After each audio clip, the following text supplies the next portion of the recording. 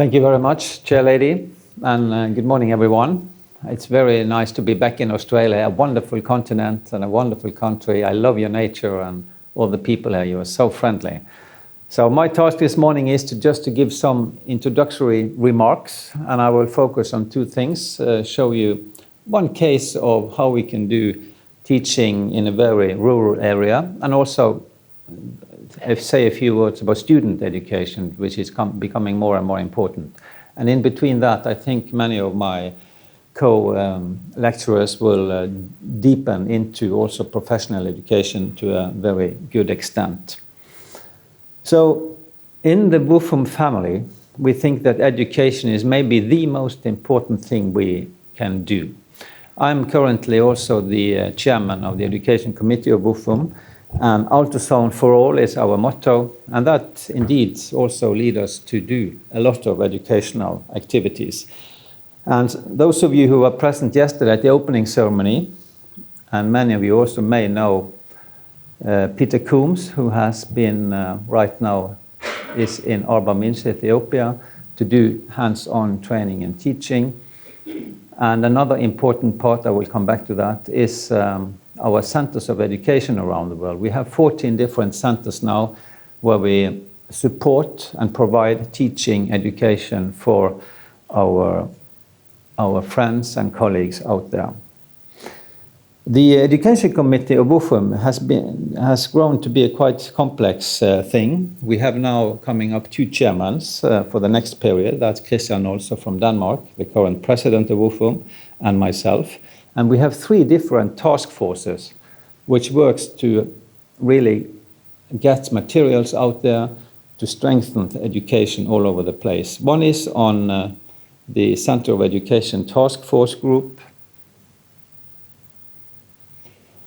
which is now going to be chaired by Christian Olse. We have a special e-learning task force working with electronic medias, and we also have a special student education task force which will be led by Harvey Diesenberg and Dieter Nürnberg during the next period.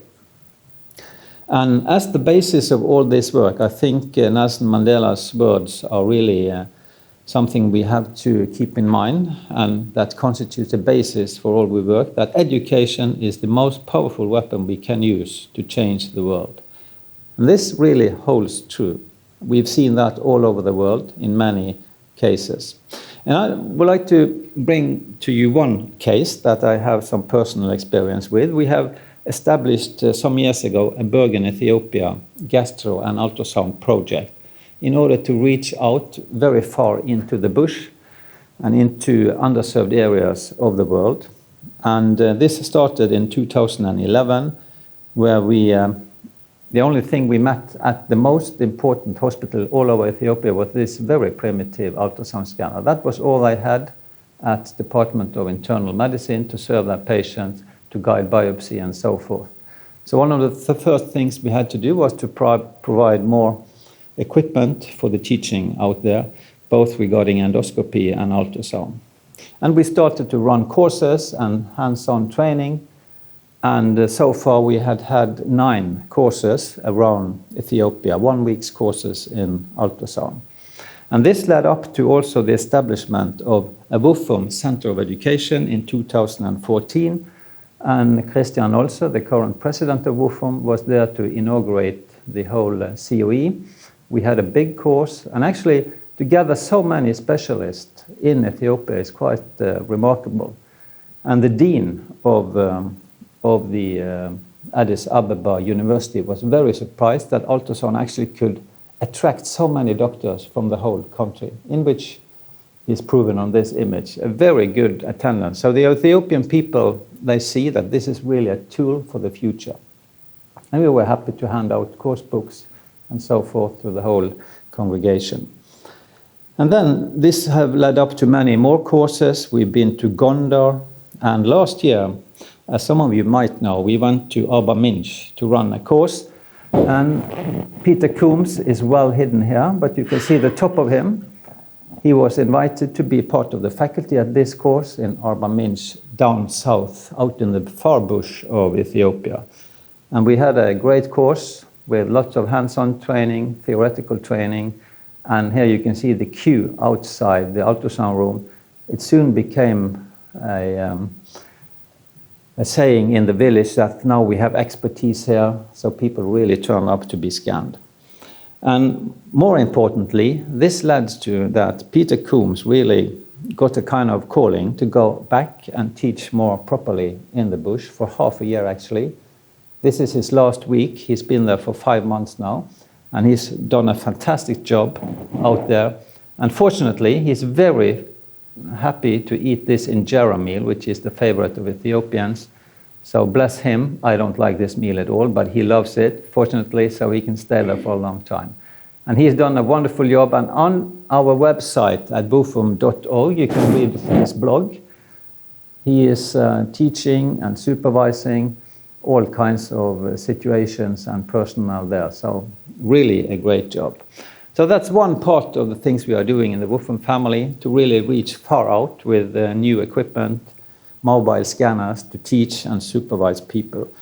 On the other hand, we would like to start very early with teaching and training, early in the medical school, and in the European community, in EFSUM. We have worked on this for a few years. We have made a publication on this, and this is a statement on education, which we conclude that it is important to start as early as possible in the medical training curriculum. And of course that holds true not only for medical students, but also for other professionals. And there is a lot we can read in this, and you can download this from our website if you like, efsum.org. And the potential for ultrasound in the setting of a clinical examination is fantastic. Medical students are taught to examine patient after these 4 headlines: inspection, palpation, percussion, and auscultation. But this is really quite primitive. This is what we have done all the way since Hippocrates walked on this earth. And we have had actually no method to evaluate what we are listening, seeing, and palpating during this short examination. So ultrasound is really a fantastic tool to ultimately verify what we are finding in the patients, and we can then quickly tailor diagnostic workup and treatment. And in EFSUM, we have a lot of resources for students. We have course books, we have atlas, we have video examination techniques, and we also have established now around Europe ultrasound learning centers where both students and professionals can come and be taught in a high standard center. And these are examples of online material, online courses that are out there. However, there are major challenges in student education. One thing is, of course, the equipment, the machines. There is a need for investments and also help from the producers of ultrasound scanners. But I think now that the vendors, they see this potential and they are eager to support also student education. There is a need for simulators so that clinical cases also can be taught in a more wider perspective.